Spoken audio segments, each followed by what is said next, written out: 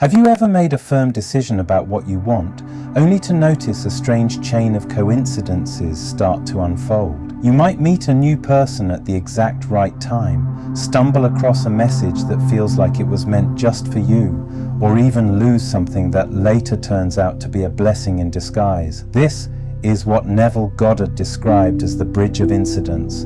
Today, I'm going to break it down in simple terms: what it is, how it works, and most importantly, how you can recognize and trust it when it shows up in your own life. What is the bridge of incidents? The bridge of incidents is Neville's way of describing the path that unfolds once you've imagined and accepted the end state of your desire. It isn't something you consciously plan. It isn't something you can predict. It is the series of perfectly natural events, often small, sometimes dramatic, that connect the invisible assumption in your mind to its visible expression in your world. Think of it like this: once you've planted a seed, you don't dig it up every day to check on it. You water it, you leave it, and nature takes care of the rest.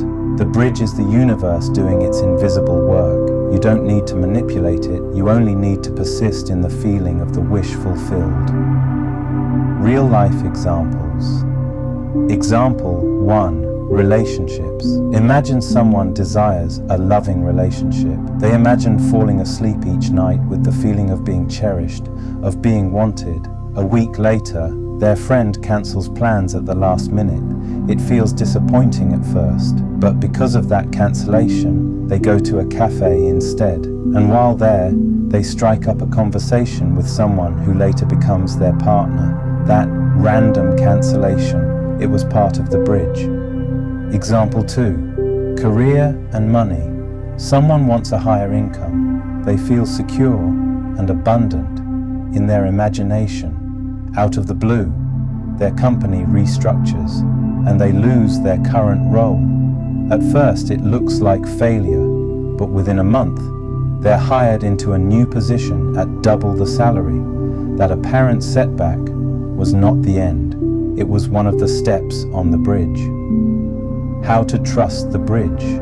So, how do you actually walk this bridge without sabotaging it? Number 1, stop over-planning. Your only job is to live in the end. The moment you try to figure out all the hows, you're stepping out of imagination and into worry. Number 2, don't judge the steps. A closed door, a sudden change, even a conflict can be part of the bridge.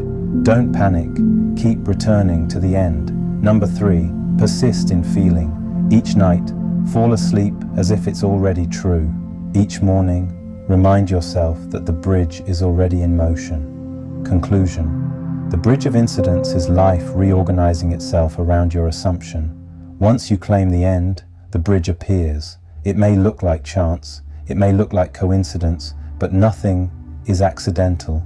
So if your desire feels impossible, don't worry about the steps. The bridge is already building. All you need to do is remain faithful to the end.